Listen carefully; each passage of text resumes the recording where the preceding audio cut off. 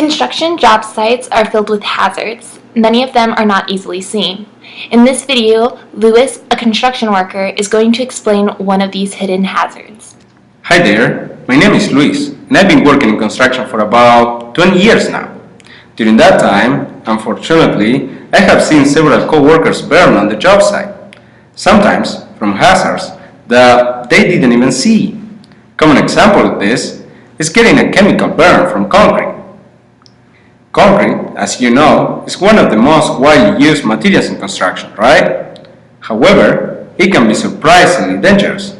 Skin injuries from concrete can range from a minor irritation and dryness to permanently disabling and disfiguring burns. Now, I know what you're thinking. I work with concrete all the time, and I never been burned. Well, that's exactly why concrete can be so dangerous, because many people are exposed to it all the time with little to no effect, but others aren't so fortunate. Under the right conditions, such as long exposure time and low level of moisture on your skin, wet concrete can create severe damage to your skin.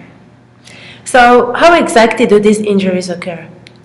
Well, first, concrete is highly abrasive due to the texture of the cement, sand, and aggregates it contains, all of which can weaken and irritate the outer layer of your skin. Second, concrete is hygroscopic. Hygro what? Hygroscopic, that means that it absorbs water, including the moisture from your skin.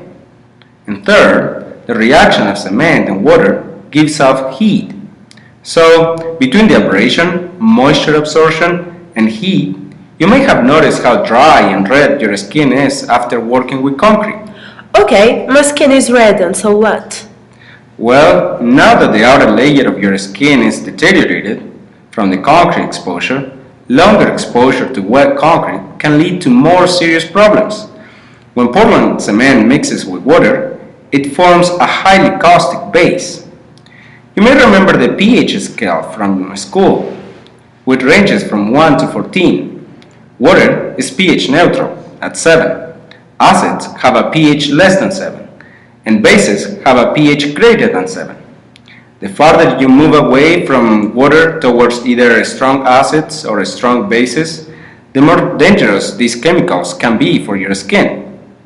It turns out that the mixture of Portland cement and water produces a chemical called calcium hydroxide, which is very, very basic, with a pH of around 12 to 13.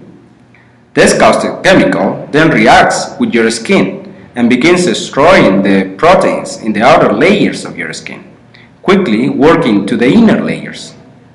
This skin destruction has the exact same effects as a thermal burn. Burns to the outer layer of the skin, called the epidermis, are considered a first-degree burn. As the reaction between the wet cement and your skin continues, it can penetrate the second layer of skin, the dermis. These burns typically require medical treatment and possibly even skin grafting.